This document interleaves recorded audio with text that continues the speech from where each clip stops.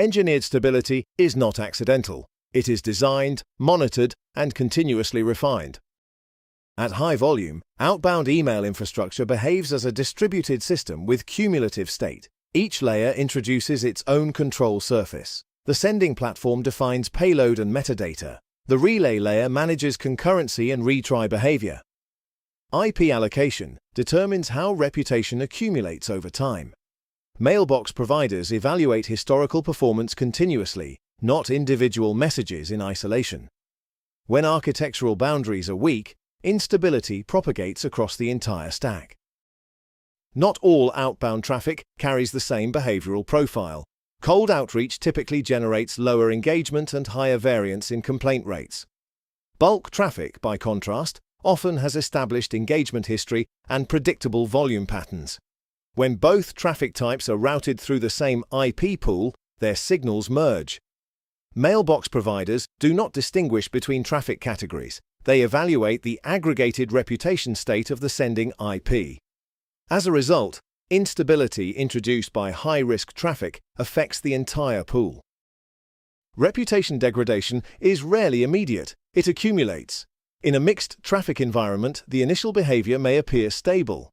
However, when high-variance cold traffic is introduced, complaint signals and engagement irregularities begin to affect the shared IP pool. Mailbox providers react gradually. Throttling increases. Filtering becomes more aggressive. Over time, the reputation state of the entire pool declines. Importantly, this affects all traffic routed through that IP space, including previously stable bulk streams. The system does not isolate risk automatically. Architecture must enforce isolation.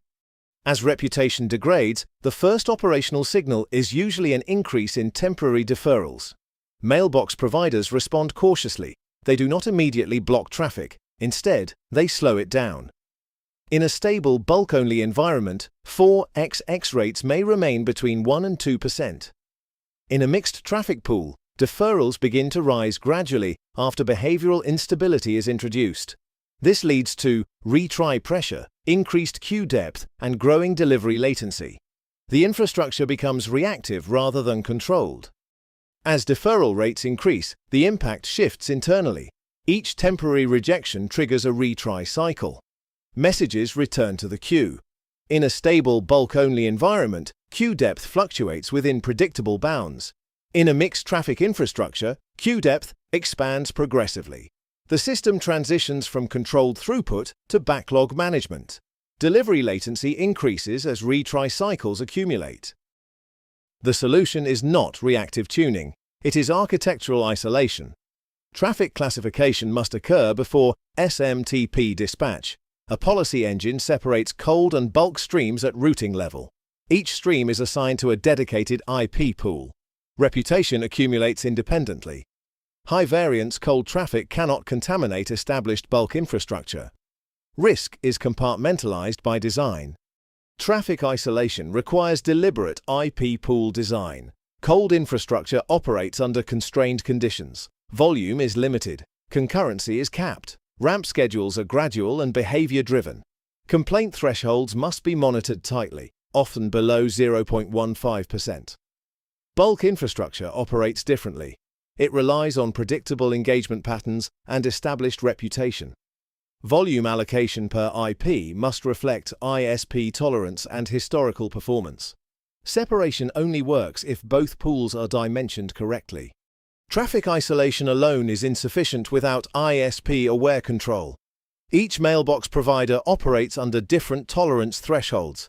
Gmail typically responds quickly to engagement signals and may throttle aggressively when variance increases.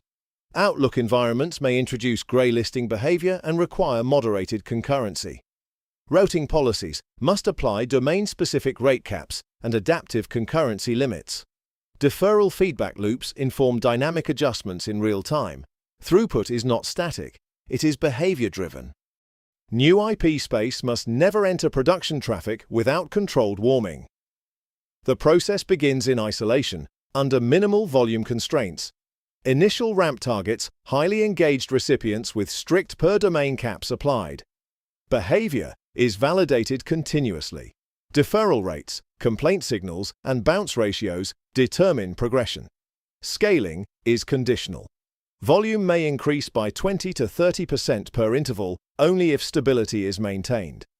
If variance exceeds tolerance, progression pauses or reverses. Only after sustained stability does the IP become production eligible.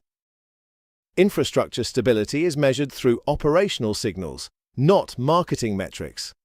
Deferral trends provide early indication of domain-specific instability. Acceleration patterns often precede larger delivery disruption. Bounce classification reveals hygiene issues and reputation risk. Hard bounce clustering must be analyzed per domain.